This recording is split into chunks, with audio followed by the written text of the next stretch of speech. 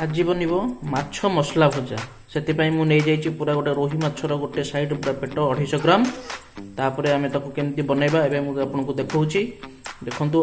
पूरा पेट पीस को बढ़िया कर क्लीन कर धोईदेवे तापर गोटे कंटेनर एमती रखिदेवे आर मसला बनवाई कि मुझे गोटे मिक्सचर ग्राइंडिंग करने की नहीं जाइए गोटे पियाज काटी देछि रसुण 7 कोला और 2 बड़ चमच सोरिष गोटे चमच लंका गुंड गोटे चमच धनिया गुंड गोटे चमच हलदी गुंड आउ गोटे चमच जीरा आपको आम पूरा बढ़िया से पेस्ट करनबा देखो मसला केमती पूरा बनी जाइए बढ़िया से मसला को पूरा ऐड करनबा माछ सहित पूरा बढ़िया कर मिक्स करनबा तो आम ए लुण पकई नथिले एबे आम लुण ऐड करनेले हमर जति दरकार आपको पूरा माछ सहित बढ़िया से पूरा मिक्स करनबा आ किछि समय आम ताको छाड़ी दबा देखो पूरा मसला पूरा माछ सहित मिसी जाइछि आ तार किछि समय छाड़ी देला पर मसलार पूरा टेक्सचरटा पूरा माछ भितर लागि जिवो आउ तापर भाजिबा आमे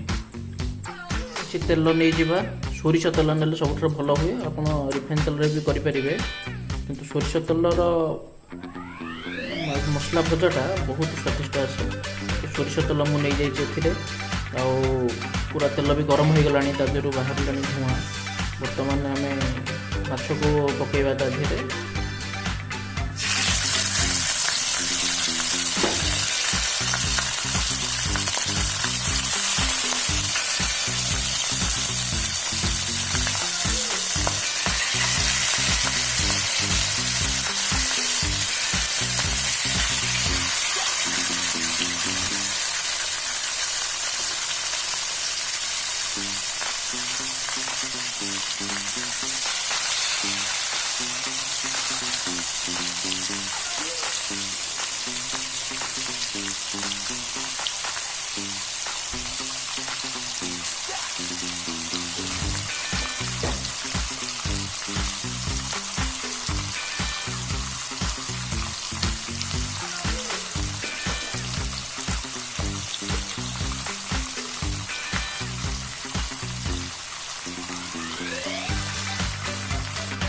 जहाँ मसला थी सब जाक माछ उपर एमती देदबा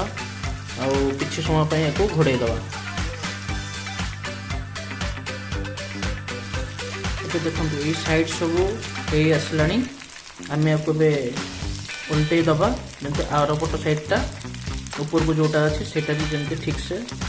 हे जिवो वाह देखंतु एमती हे जाइछि पूरा रेड कलर हे जाइछि आउ घोड़ेबा किसी हमको दरकार नहीं खाली हवा पर्यंत वेट करिबा